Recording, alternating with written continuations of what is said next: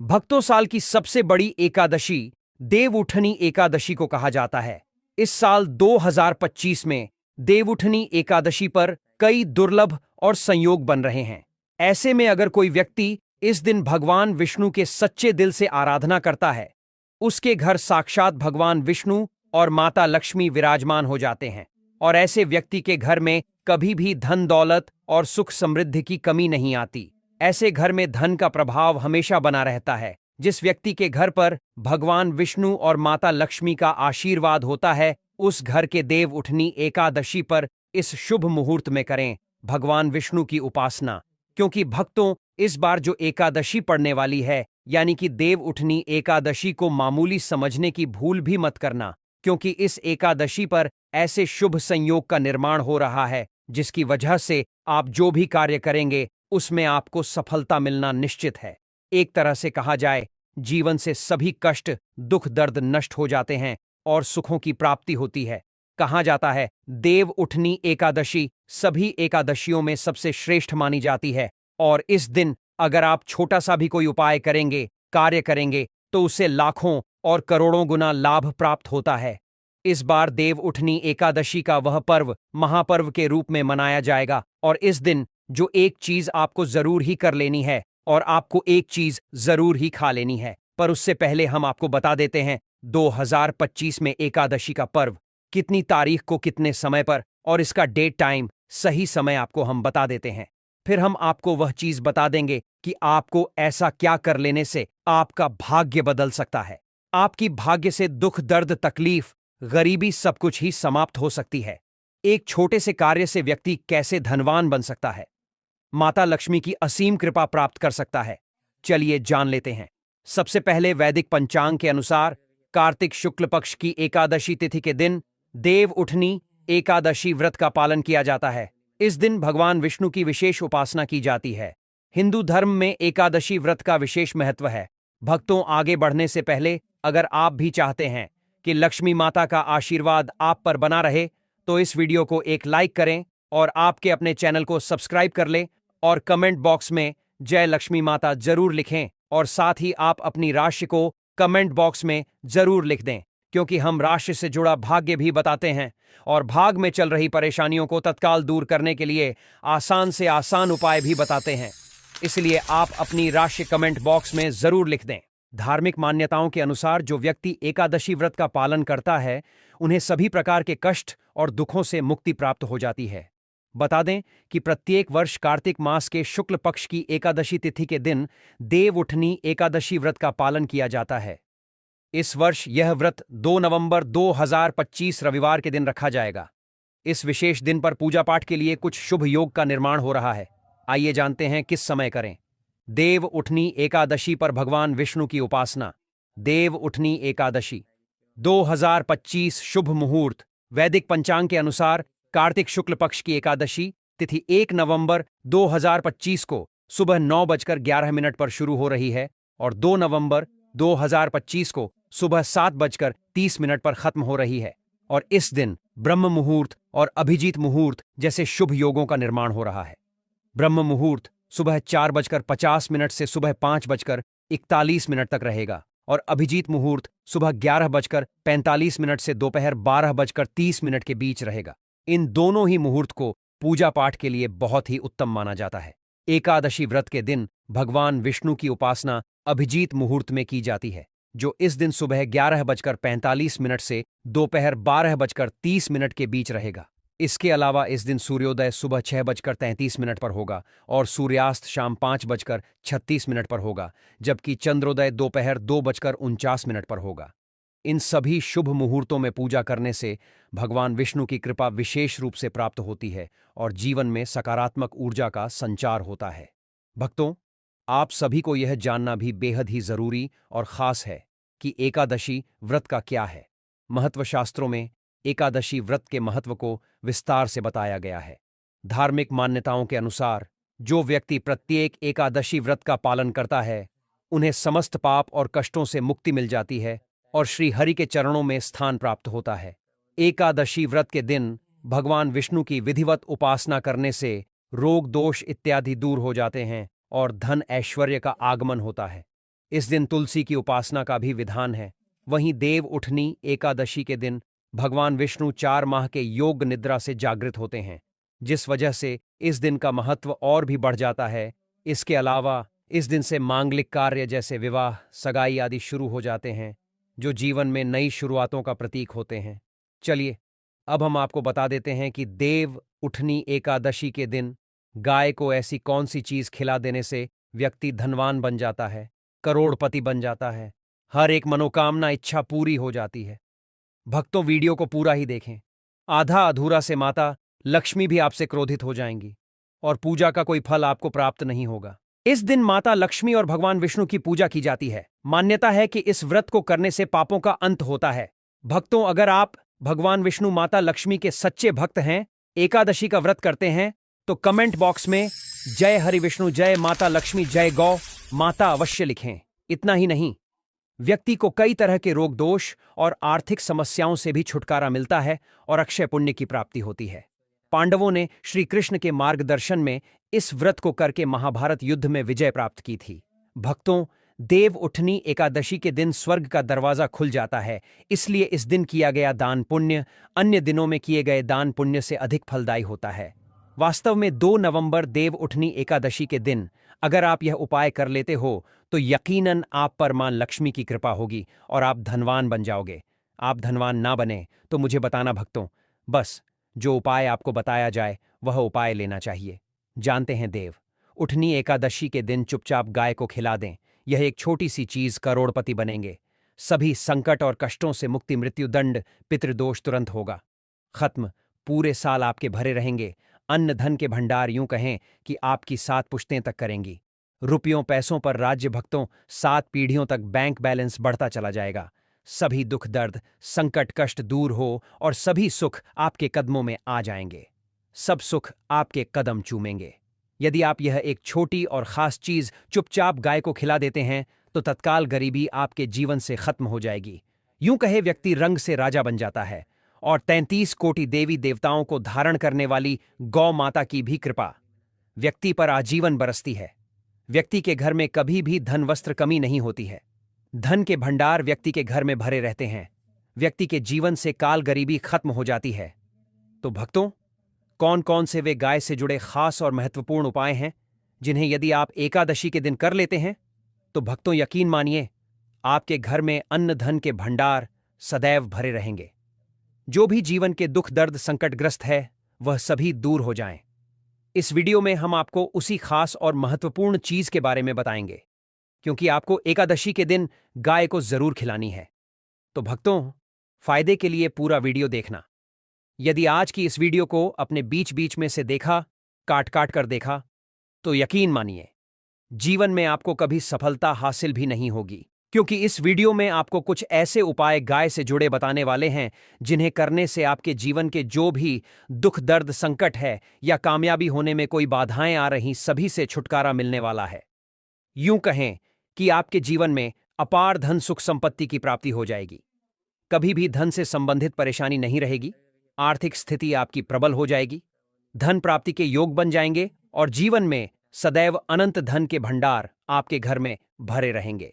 अनंत धन वस्त्र कभी कमी नहीं होगी आपके घर में। तो भक्तों, आज का वीडियो पूरा देखकर जाना। यदि आप चाहते हैं आप और आपके परिवार पर सदैव गौ माता की कृपा से, आपके पितरों की कृपा से, देवी देवताओं की कृपा से, तो भक्तों वीडियो को देखकर जाना। बहुत ही फायदेमंद वीडियो है। तो चलिए शुरू करते हैं। कौन कौन सी गाय से जुड़ी हुई उपाय हैं। भक्तों, सनातन परंपरा में गाय गंगा और गायत्री का बहुत ज्यादा धार्मिक महत्व है। मान्यता है कि गौ माता के शरीर पर 33 कोटि देवी देवताओं का वास होता है। गौ माता की सेवा एवं पूजा करने वाले जातक पर इन सभी देवी देवताओं की कृपा बरसती है। गौ सेवा से न सिर्फ इस जन्म के बल्कि पूर्व जन्म के भी दोष दूर हो जाते हैं। प्रत्येक सुबह जब आपके घर में भोजन बनना प्रारंभ हो तो सबसे पहले बनाई गई रोटी को आप गौ माता के नाम से निकाल दें और गौ माता को इस रोटी को खिलाएं। यदि संभव हो तो काली गाय को खिलाएं। यदि काली गाय ना मिले तो सफेद गाय को खिला दें। प्रत्येक पूजा और मांगलिक कार्य में गौ माता या उनसे जुड़ी चीजें जैसे गाय का गोबर, गोमूत्र, गाय का दूध अथवा गाय के दूध का उपयोग किया जाता है। परंपरा के अनुसार जिस घर में गाय होती है उस घर से जुड़े सभी वास्तु दोष स्वतः ही समाप्त हो जाते हैं। भक्तों, गौ कृपा पाने के लिए प्रतिदिन, सप्ताह अथवा महीने में परिवार समेत एक बार गौशाला जाने का नियम जरूर बनाएं और वहां गायों को हरा चारा जरूर खिलाएं। इससे आपको शुभ फलों की प्राप्ति होगी और साथ ही साथ गौ सेवा और गौ पूजा से 9 ग्रह शांत हो जाते हैं और इनसे जुड़े दोषों का निदान हो जाता है। गर्मियों में गौ माता को पानी पिलाएं और सर्दी में गौ को गुड़ अवश्य खिलाएं। ध्यान रखें कि गर्मियों में गाय को गुड़ न खिलाएं। अनेक देवी देवताओं को अपने शरीर पर धारण करने वाली गौ माता से जुड़े कई शुभ और अशुभ संकेत भी होते हैं। यदि कोई यात्रा पर निकल रहा हो और गाय अपने बछड़े को दूध पिलाती सामने आ जाए तो निश्चित रूप से जिस यात्रा के लिए आप निकले हैं वह यात्रा आपके लिए अवश्य ही सफल होगी और वह काम जिसके लिए आप निकले हैं वह अवश्य ही होगा। यात्रा पर जाते समय बाईं ओर गाय का आना और रात्रि में गाय की हुंकार करना भी शुभ होता है भक्तों। साथ ही साथ गाय के साथ आप भूल कर भी यह काम ना करें, अन्यथा मिलता है घोर नरक और जीवन भर की परेशानियां। जी हां भक्तों, गाय को राष्ट्रीय पशु बनाए जाने और इन्हें मौलिक अधिकार दिए जाने की बात हो रही है तो सवाल उठता है कि गाय जब भारतीय संस्कृति का अहम हिस्सा है तब भी गाय के साथ लोग खराब व्यवहार कैसे कर लेते हैं। गाय दर दर भटकती रहती है, भरपेट इन्हें चारा तक लोग नहीं देते।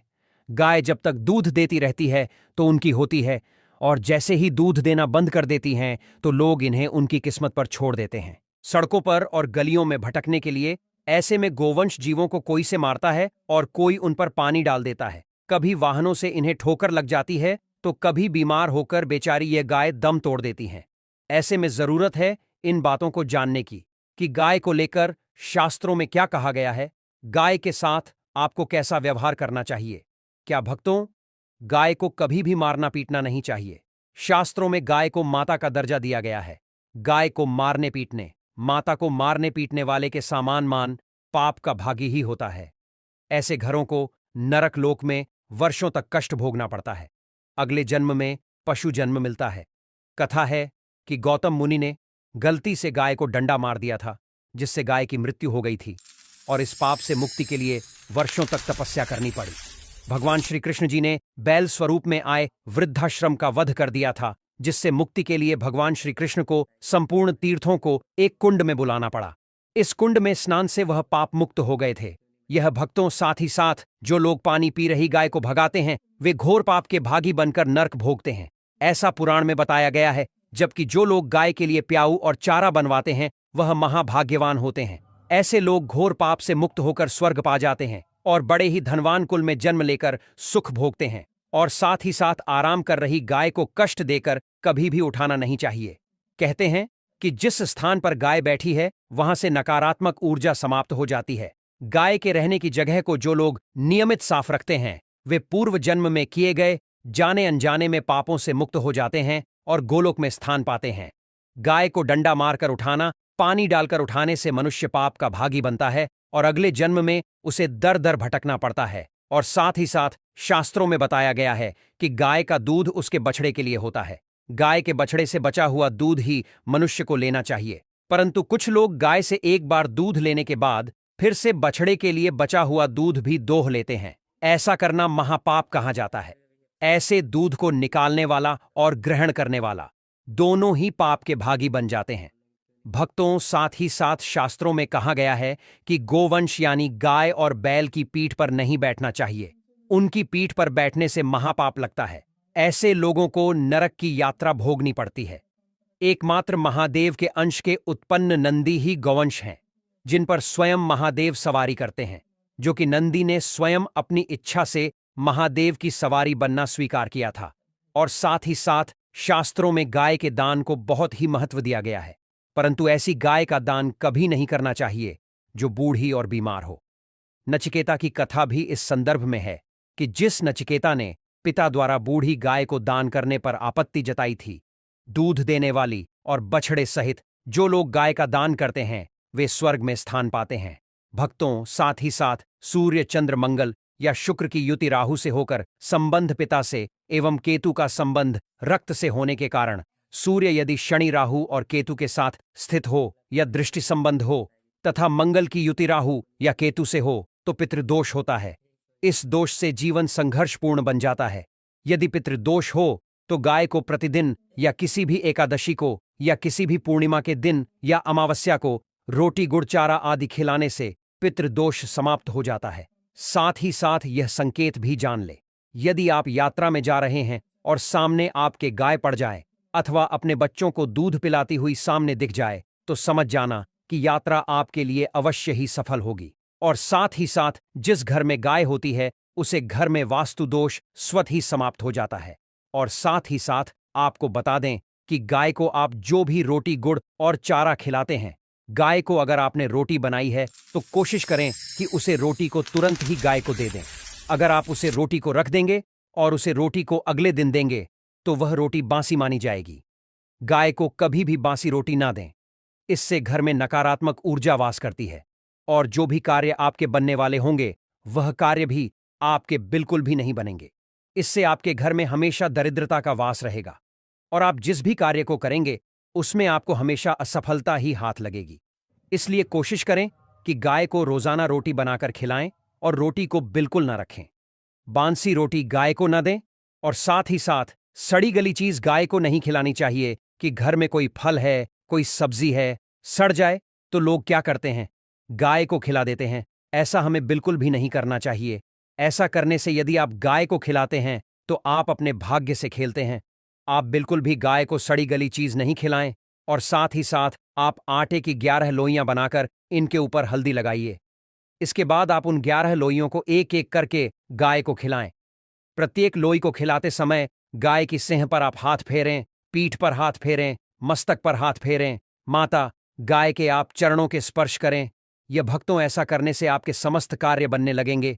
जो दुख का समय चल रहा है वह भी समाप्त होगा। आपके जीवन में खुशियां ही खुशियां होंगी।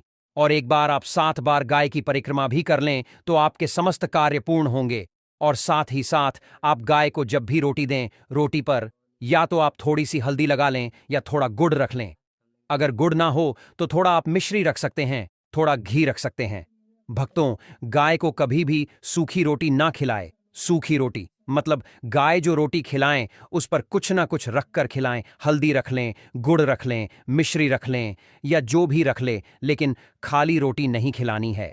आपको ध्यान इस बात का रखना है दोस्त, गाय के अंदर सभी देवी देवताओं का निवास माना जाता है। तो आप सुबह जो पहली रोटी बनाते हैं वह अगर गाय को खिलाते हैं तो सभी देवी देवताओं का आशीर्वाद मिलता है। गाय को गुरु के साथ जोड़ा गया है, यानी गुरु ग्रह के साथ, बृहस्पति ग्रह के साथ। इसीलिए एकादशी के दिन गाय को रोटी पर एक चुटकी हल्दी डालकर खिलाए तो सुख संपत्ति, धन, ऐश्वर्य बढ़ता है। दुष्ट ग्रह शांत हो जाते हैं। जो लोग मानसिक रूप से परेशान हैं वह गाय को रोटी पर थोड़ा सा गुड़ रखकर खिलाए तो सकारात्मक ऊर्जा आती है, टेंशन खत्म होती है। इससे आपको शुभ फलों की प्राप्ति होगी। देवउठनी एकादशी पर तुलसी विवाह अगर आप करते हैं तथा अगर विष्णु जी की आप पूजन करते हैं तो विशेष रूप से कुछ आपको सावधानी रखनी चाहिए, या फिर आप हो सके तो यह उपाय जरूर करना, यह सावधानी जरूर बरतना है। तो तुलसी के पौधे के चारों तरफ आपको स्तंभ जरूर बनाना चाहिए, फिर तोरण जरूर सजाना चाहिए, रंगोली से अष्टदल कमल जरूर बनाएं, शंख चक्र और गाय के पद, यह तीनों चीज जरूर बनना चाहिए। ऐसा माना जाता है कि इस दिन शंख चक्र और गाय के पद बनाए जाते हैं तो ऐसे घर में भगवान नारायण तथा माता लक्ष्मी स्थायी रूप से वास करती हैं। इनकी दिव्य शक्तियां सूक्ष्म रूप से आपके घर में वास करती हैं। तुलसी के साथ आंवले का गमला इस दिन जरूर लगाना। तुलसी के साथ साथ आंवले का भी पूजन जरूर करना, क्योंकि आंवले को भगवान विष्णु जी अर्थात नारायण जी के स्वरूप माना जाता है और तुलसी माता को लक्ष्मी जी का स्वरूप कहा गया है। जिस प्रकार नारायण के बिना तुलसी अधूरी है, उसी प्रकार तुलसी के बिना नारायण भी अधूरे हैं। अर्थात भगवान जो नारायण हैं यह आंवले के स्वरूप में विराजमान होते हैं और माता तुलसी जो है यह लक्ष्मी के स्वरूप कह गई हैं। यह माता लक्ष्मी तुलसी के रूप में विराजित हैं। इस दिन हो सके तो तुलसी का 5 उपचार से पूजन जरूर करना। भक्तों, कक्षक श्री मंत्र तुलसी का आप जरूर जपना। कक्षक श्री मंत्र इस प्रकार से है, श्री हिम कलीम एवं वृंदावन स्वाहा, यह श्री मंत्र है। माता तुलसी जी इसे बहुत प्रसन्न होती हैं। इस दिन घी का दीप और धूप जरूर दिखाना। सिंदूर, रोली चंदन और नैवेद्य, यह 4 चीज हैं। तुलसी माता को चढ़ाने से माता अखंड सौभाग्यवती का वरदान देती हैं। पुरुष चढ़ाते हैं तो ऐसे पुरुष के जीवन में फिर विष्णु जी की कृपा से कमी नहीं होती है। ऐसे पुरुष धर्म के मार्ग में चलने वाले होते हैं। धन की कमी कभी नहीं होती। हो सके तो इस दिन तुलसी माता को वस्त्र अलंकार से सुशोभित वस्त्र अलंकार आपको भेंट करना है। भक्तों, लक्ष्मी जी का स्तोत्र या दामोदर स्तोत्र, यह जो पाठ कह गए हैं, यह आपको जरूर करना चाहिए। तुलसी के चारों ओर दीपदान जरूर करें। ऐसा माना जाता है कि जो भी व्यक्ति तुलसी को एकादशी की तिथि में दीपदान करते हैं चारों तरफ, तो ऐसे व्यक्ति को मृत्यु के पश्चात कभी भी अंधेरे की प्राप्ति नहीं होती। का मतलब है कि आप जो दीपदान करते हैं, वह दीप प्रकाशित होते हुए आपकी जीवात्मा को स्वर्ग तक पहुंचने में मदद करते हैं।